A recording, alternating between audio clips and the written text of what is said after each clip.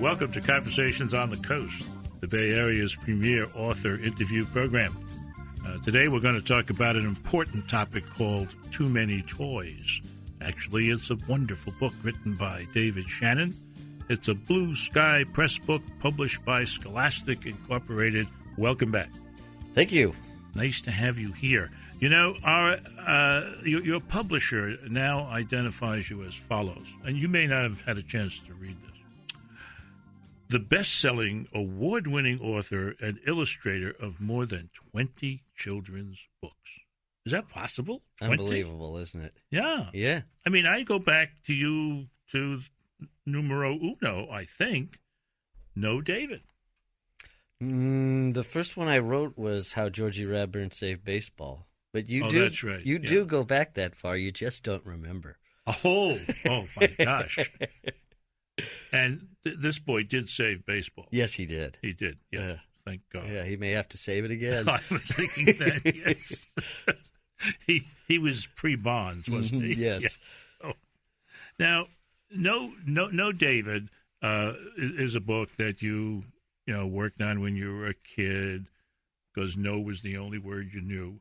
Your vocabulary has increased a bit since then, I think. A little bit. Yeah. And it's all about the things that you or you as the prototypical kid would do that were not too good to do. Yeah, it's based on a book I made when I was a little kid, where I drew a bunch of pictures of me doing stuff I wasn't supposed to do.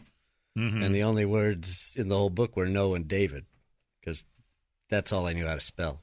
Okay. Mm-hmm. Now, David, no David has had a what I would call spin-off books called Diaper David Board Books. Yes, the Diaper David books. If you don't say that fast 3 times, I get a Diaper David. One is called Oh David. Another one is called Oops. And the big one, I guess, is David Smells. Yes. It just depends on how you interpret that one. The Diaper David books are, they're for younger kids, and they're of the David character as a little baby. Mm-hmm. Scholastic. This is the pre-story. This is the prequel, right? To No David. The backstory. Yeah, it's a smelly bag. You do live in Los Angeles, don't you? Yes. But the publisher wanted to do some board books, and my editor, Bonnie Verberg, and I felt that rather than just adapt the already existing David books to the board format, and the board format is about a 7-inch square kind of hard cardboard page. Mm-hmm. We thought we'd do some new ones, and I had this idea to do David as younger, and the text is much simpler. The books are for kids that are just starting to talk. So oops is really things like oops and uh-oh. And that's good. Yeah. That's great. Yeah, it was a lot of fun. That's great. The other thing that's very notable about your books is that they continually win prizes. That's due to a vast campaign of bribery. Well, just to take, the book, which in a sense covered the last member of your family, Good Boy Fergus. Yes. Good Boy Fergus. Fergus being a dog. Right. It says here, ALA, notable children's book, IRA. What's IRA? International Reading Association, and CBC, which is Canadian something. No, that's the Children's Book Council. Sorry. Mm-hmm. IRA, CBC, Children's Choice, the New York Times, Notable Book of the Year, Bulletin of the Center for Children's Books, Blue Ribbon Book, Chicago Public Library Children's Book for Year-Round Gift Giving.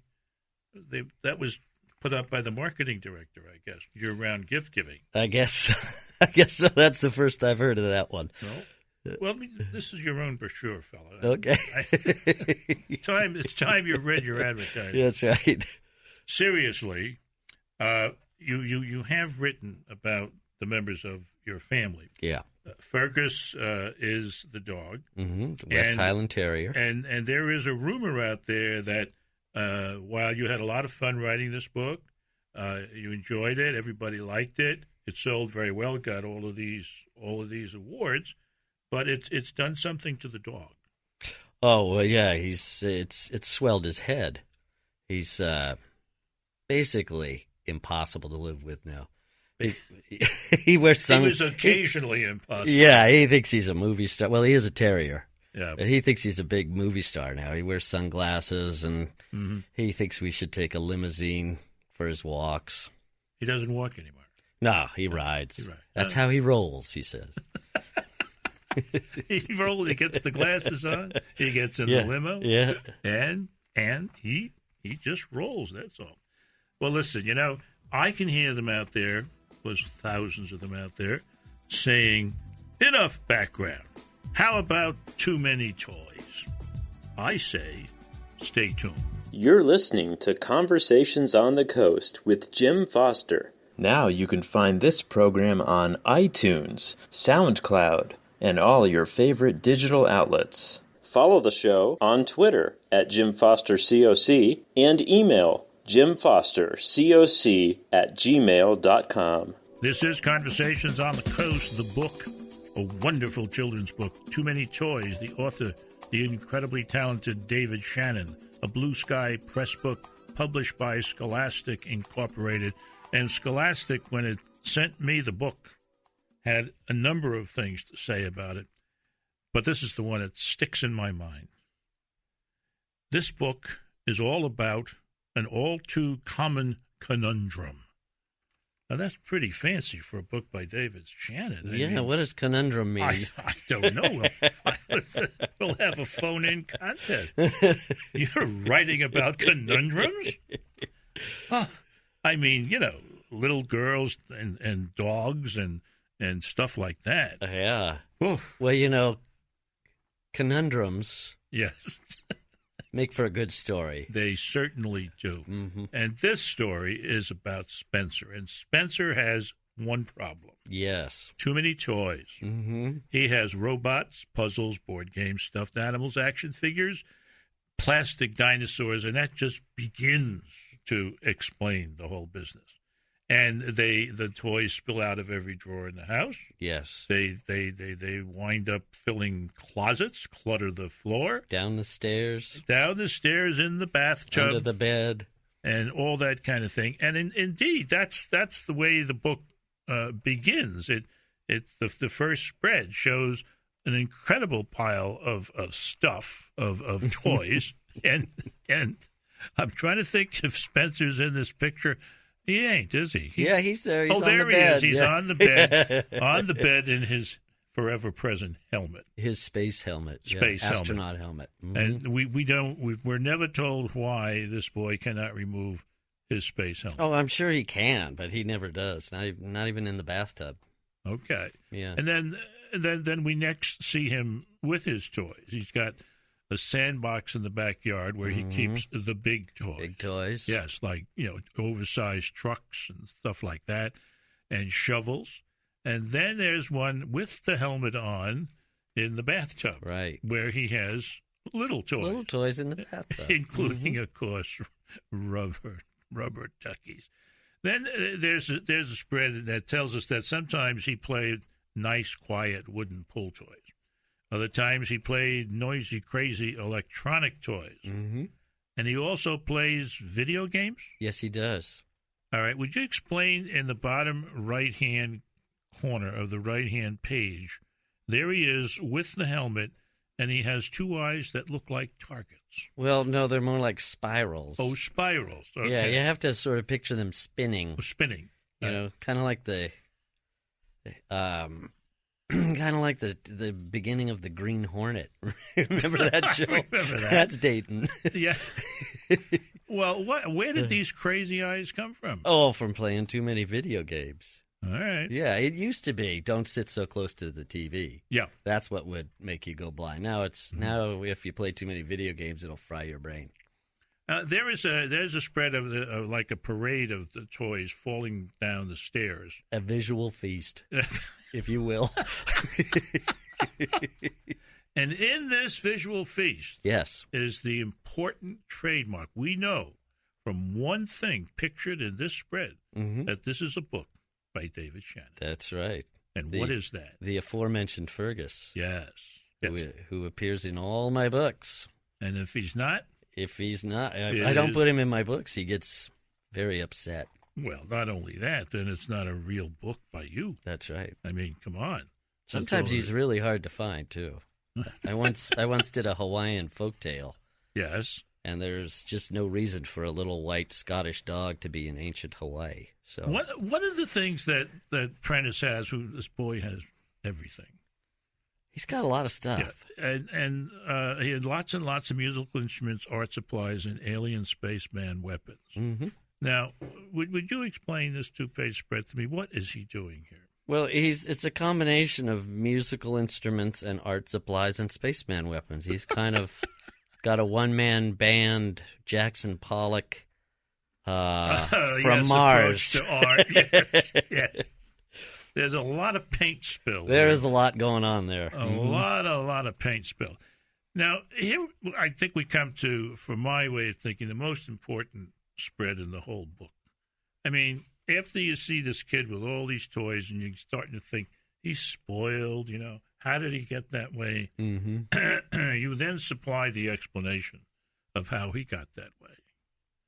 Everyone gave toys to Spencer. Yes. Isn't that? And this is who's in this picture? Well, it's a two-page spread of just a huge crowd of people, of all his relatives and his friends, and the guy working at the drive-through hamburger place, and as I believe you called it, the enablers. Yes, that's what I call it, the enabler. I like that. And that's a lot of toys. That is a lot. That's a lot of toys. Well, we haven't come to the end of the story yet. And if you want to hear the end of the story of this wonderful book called Too Many Toys, just have to stay tuned. You're listening to Conversations on the Coast with Jim Foster. Now you can find this program on iTunes, SoundCloud, and all your favorite digital outlets. Follow the show on Twitter at Jim Foster COC and email jimfostercoc@gmail.com. David Shannon is the guest. Too Many Toys, that's his latest title. Blue Sky Press book, published by Scholastic Incorporated. And I've only received one review so far, although isn't there a rumor that this is on the New York Times bestseller list? That's what I have heard. See that? That's a good rumor. Been on there for several weeks. Mm-hmm. And Kirkus Reviews, raves, it says here on your publisher sheet. And there's another big word coming up. Mm-hmm. Shannon's sardonic wit will strike a chord with parents and children alike. I don't know what's going on with you, David. I thought we communicated on the same level, but now I've reached a new level of sophistication. Is that what it is? Yes. And now your wit is sardonic. And erudite. Oh, and erudite. One of the other things you've been doing is hobnobbing with important people in Washington. Yes. And the reason you've been hobnobbing, part of the reason, is the wonderful John Sheska, who's known and declared by the Library of Congress to be the ambassador of children's literature in the United States of America, and indeed, John has been on this program. Mm-hmm. What's going on with John? Well, I see John. We cross paths every month or so, and we've been working on some books together, and John has been crisscrossing the country. That's the important thing. The book that we interviewed him about was called Smash Crash. Right, part of the Truck Notice Town. how I said that correctly. Yeah, that is Smash Crash. And Mm-hmm. we interviewed him about that, and he promised, as it were, that there would be other books. Yes, it's part of the Truck Town series. Truck Town, and that's a world that John created that is populated by nothing but trucks, and the trucks are really little kids. I mean, they have the personality of little kids, but they're huge, and that's why they smash and crash. And can you remember any titles in this series that we may? The newest picture book out is called Melvin Might. Melvin Might. Melvin is a cement mixer who is he is kind of hesitant about life in general. I see. Yeah. So, and there are all kinds of activity books and coloring books and novelty books, and there were too many books for one person to illustrate. So what Simon & Schuster did was they adopted an animation type of model. They hired me and Lauren Long and Dave Gordon to collaborate on kind of a style guide of what all these characters look like. Oh, great. Okay, and if we wanted to find those books in the bookstore, the series have a name? Trucktown. Trucktown books. Yeah, they're wonderful. And one of the illustrators is the man with the sardonic wit. Yes, sirree. I'm going to look that up. Yeah, when I leave, and I hope it's good. Now, the problem in this book, and this is really a problem, and that's universal, as you found out as you've been going around promoting how all the parents and grandparents, yay, this is a real problem. Uh-huh. So in this book, Spencer and his mom went through every toy box. Yes, they did, and I'll read a little about. We have a spoiler alert. This is how it ends. Okay. And they have just finished negotiating and going through all sorts of melodramatic things, because as soon as you try to get rid of a kid's toys, that's the one I want. Every toy becomes his favorite. That's right. So Spencer and his mom went through every toy box and looked in every closet and under every bed until they had haggled and wrestled and argued over every toy in the entire house. And that's Finally, a lot of toys. That is a lot of toys. Finally, they were finished, and his mom had a cup of hot tea and a short rest. Then she went upstairs to begin loading the toys into the car. But instead of a nice, neat box of toys all ready to go, she saw a big, messy pile of toys all over the floor. "Spencer," she screamed, "what have you done? We had a deal." "Oh, you were right, Mom," Spencer called from his bedroom. "I do have too many toys, but we can't give away this box. It's the best toy ever."